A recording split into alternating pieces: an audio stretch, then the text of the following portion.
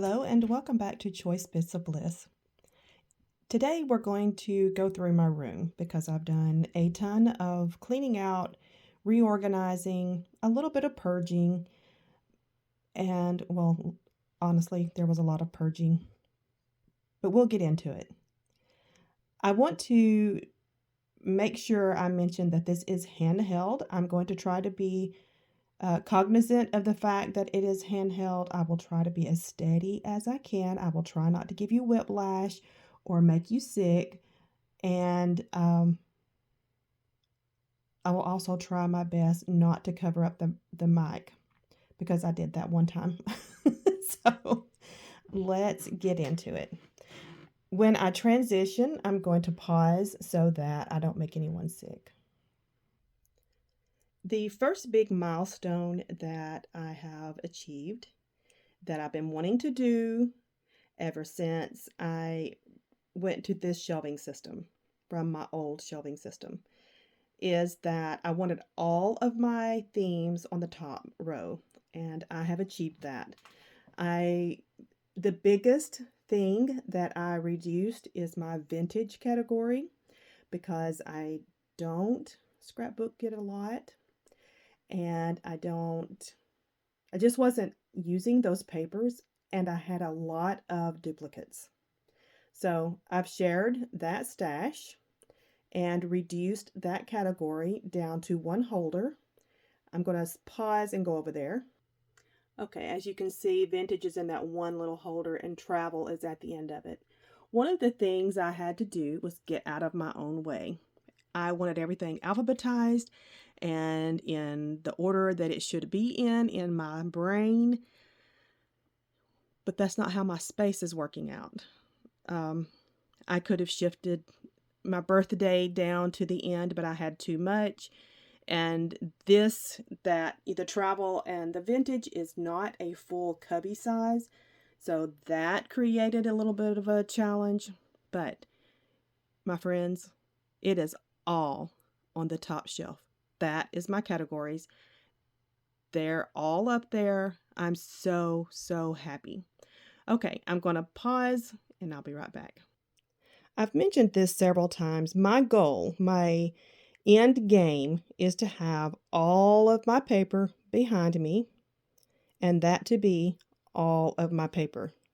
I don't want it stored any other place. I don't want overflow. Eventually, I'm going to make it happen. But for now, I was able to, by reducing my vintage category and let's see, on the bottom. So I rearranged some things so that on the bottom, right there, these two cubbies here, 1 and 2, are miscellaneous. And that's what I will make kits from going forward. So I was able to rotate by reducing my vintage. I reduced my travel and what other category? Oh yeah, I reduced my faith category. I actually completely did away with the faith category because that's another one that I don't access and don't use. So there were a lot of, so one side would be themed, the other side would be just a general design. I'm going to make kits out of my faith category papers, and that's how I was able to get everything on the top. But it also relieved some room down here on the bottom because my travel was down on the bottom. And once I moved everything up, I had 2 cubbies, almost 2 full cubbies empty on the bottom. Okay, I'm going to turn. Now we're looking at what is across from me from my desk, and I'm going to pan up and let you see. I have cleaned out my ribbon.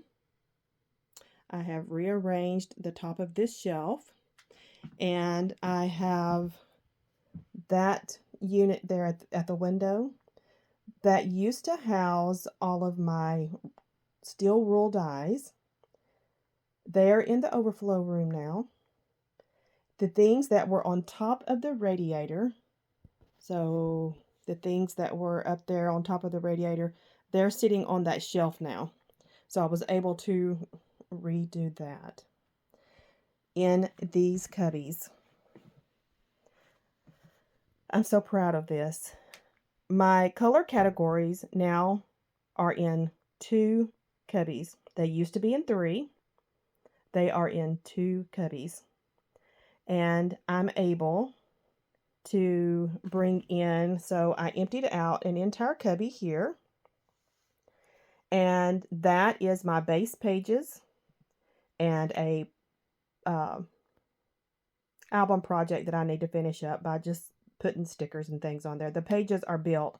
I just need to place the stickers and ephemera. So remember, I have said many times, once a cubby is completely, so in this unit here, once a cubby is empty of paper, paper does not go back in it. I am not storing paper in it. It will become a storage for another product or another system, but it will not hold just raw paper. On the bottom, so let's see if I can point here. So these 2 cubbies here are single sheets by manufacturer, and along the bottom here, down here, there's 3 cubbies that are collections that I have played with and didn't want to play with them anymore, so I stuck them there. I need to go through those, because if I'm not interested in playing with them ever again, somebody else needs to get the use out of them. Now I'm going to slowly move. I think I can make this transition without pausing into this bedroom. So I had talked, I think at the first of the year, about us getting rid of things that belong to the kids. And we did that. We cleaned it out. And in this unit now, this is my overflow. I was able to get rid of 2 cubbies here. Completely cleaned out. So that now my steel rule dies are stored there. And as I clean out this unit, I eventually want to completely get rid of this and not have it at all. So as these products transition into the other space, this will go away. Okay, so these 2 drawers, they're antique drawers that I had found a long time ago. This holds all of my 6x8s, 8x8, and the bottom one is the 6.5 by 4.5. Yeah, I have way too many of those, but I don't access them very often. So what I have in there, it's okay for it to be hidden because I'm not going to get in there very often anyway, and I'm not getting rid of them. Okay, looking back at this shelf again. So you saw the overflow, you saw my color categories of cardstock. I used to house my, so let me get closer here. I used to house my neutrals. And when I condensed my color categories of pattern paper, I had this much space left. So from here to the end of the shelf.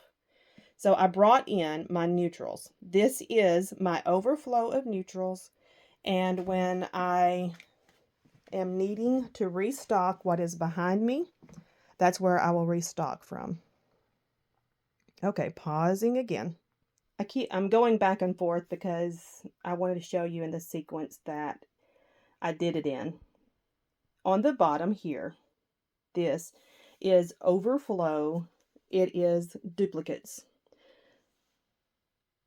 So I think 2 years ago or maybe it was 3, when we first started doing Through the Rainbow with Jenny Linguini, we went through our color categories. And if you were with me at that point in time and I went through each one of my colors, I had lots of duplicates. So one of the things that I did when I was going through my paper, I'm going to slowly walk back in there now. When I was going through my paper, my color categories, is that I limited myself to 4. So if I had anything that was additional over the 4 and I couldn't part with it, it was a basic design, then I moved it into that one cubby. So here is my plan, because I am having challenges, or was having challenges with making some decisions. And if I'm having to pause and think about it, then I'm keeping it. I'm not going to just get rid of it. If it doesn't bother me at all to get rid of it, it goes. So the things that I wanted to keep, it's in that one cubby. If in 1 year I've not pulled from that cubby, it's probably all going to go. I'm going to purge it. That's just how it needs to be. For me. This is not for everybody. This is for me, because I am wanting to reduce drastically. The biggest benefit, let me just pause. Okay, looking back this way, the biggest benefit that I'm experiencing right now is the ability to just breathe. I have space and room to breathe. This all started because I had 6 collections that I had no room to store. I brought, it happened last year. I bought them last year and I didn't have any room at all to store them. That was getting on my nerves because right there, I have this little step stool so that I can reach, get up to the top and get things down. Those collections were sitting on that step stool. So I couldn't use my step stool. When I just absolutely had to use my step stool, I would take the collections down, put them on the floor, put them back up, take them down, put them on the floor, put them back up. That got on my nerves. I do not like having things on the floor. That drives me crazy. So that is taken care of. All the collections are in their homes. And when I'm working down my collections now, and let me just say this, I am not a willing participant in a spending freeze. I have done this kicking and screaming. I've been petulant. I have been a brat about it. This is not what I want to do. I had to. So now when I start using my collections and working them down, I will actually have space to bring in new product. So I'm still on track to spend in May, and I'm hoping I will have to be very, very strategic. Well, that was a long way to say strategic. I will have to be very mindful about what I shop for, because let's take home, for example. I do not need another collection for home, because my home collection categories takes up one entire cubby. Yeah, I don't need another one. So that's the things I've got to think about. Where do I have space? And, well, if I'm full, I'm full. I'm not buying more of that season or category. So though the 6 that I had on the floor, they're all put up. And I'm going to try to turn around slowly. Over here is where I do a lot of my staging. So I have a project that I'm working on top of the printer. That is my 30 days of sketches. Bin there in front are my 30 days of sketches that I have completed. I will do those videos. And over here, this stack is everything I have scrapbooked for end of December, January, February. And there is a album project on top of it that I need to do that class. And down here at the bottom is where I used to house my specialty papers. And that is now all cleaned up. That is for classes. So the black bin is something that I bought from Scrapbook and Cards Today. During the last Crop and Create, That is now where I will put those classes until I work them down. My specialty papers are now in a cubby in the overflow room. I'm sorry, I just covered up the mic again, and I said I wasn't going to do that. All right, turning slowly, we're going to look at a little closer at my desk, my work area. So right now, I have a project laying out that I need to cut down my neutral papers, my scraps, into photo-sized mats, because I do a lot of mini albums, and those mats are placeholders until I put photos in. On top of this bin, so this is my project stack here as well, and on top is where I'm housing right now papers that I will be making kits out of. So my friend Samantha blessed me with a lot of Stampin' Up! Paper. It's gorgeous, but I want to go ahead and make some kits using those papers. And these are, so let's go this here first. So this is a lot of 49 and Market ephemera. I've got 49 and Market stamps and tickets. And next I have a basket of photos that are already, I stagger stack them so that I know what is going to be a layout. So those are ready, and in the bottom are other photos that I'm not ready to scrap just yet. I have my sketches. I have bins. So these are like my use it up bins. And I have a basket over there of stickers. On top of the stacked, I have, let me move around this way.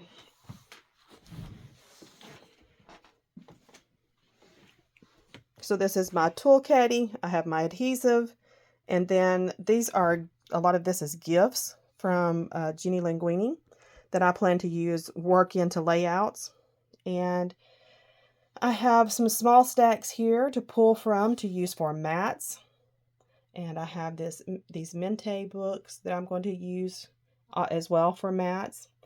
Let's turn this way. There is a photo printer. I have washi. And in this jar in the back here, I have organza ribbon and the crinkly ribbon that I use. I have these big boxes of washi, my pens. There's some 6x8 papers, and then this was a impulse buy, and they are so good. Let's move those out of the way. That is my scraps. You can see my shadow on the wall. Okay, I've shown you pretty much everything in my space. This didn't go as long as I thought it was going to. Some things that I have realized about myself is that I need things categorized. I put like things together. And when you have everything in a category that's all together, for enamel dots, for example, you don't know how much you have until you see it all together. So that has been one of my strategies all along, is the good, the bad, the ugly. I put it all together, and then I'm able to start formulating a plan of how I want to move forward. And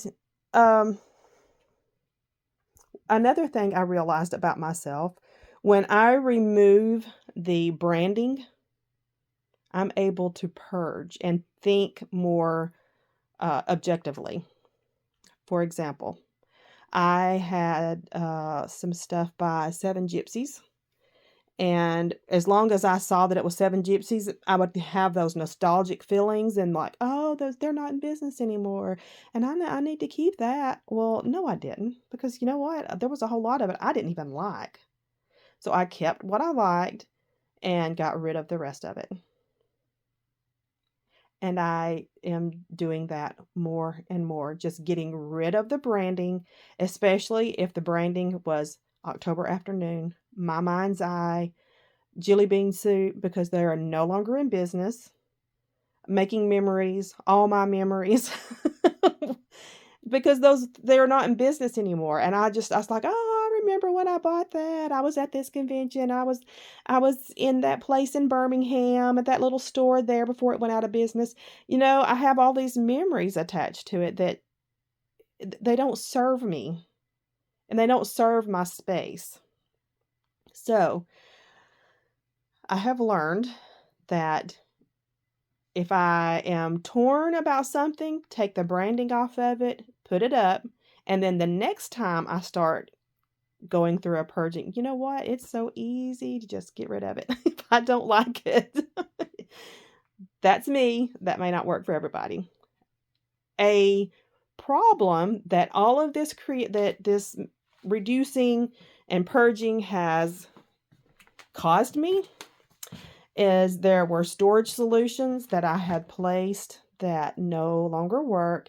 And so my closet that I cleaned out a year and a half ago is full of bins and boxes that, yeah, I need to go through them.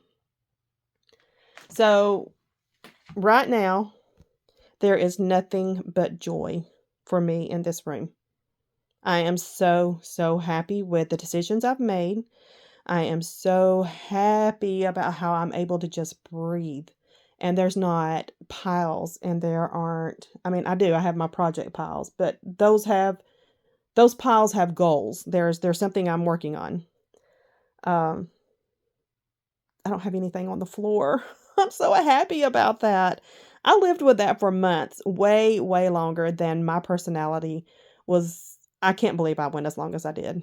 But I'm also bound by time constraints. So this was a long weekend and I was able to knock it out, get it done.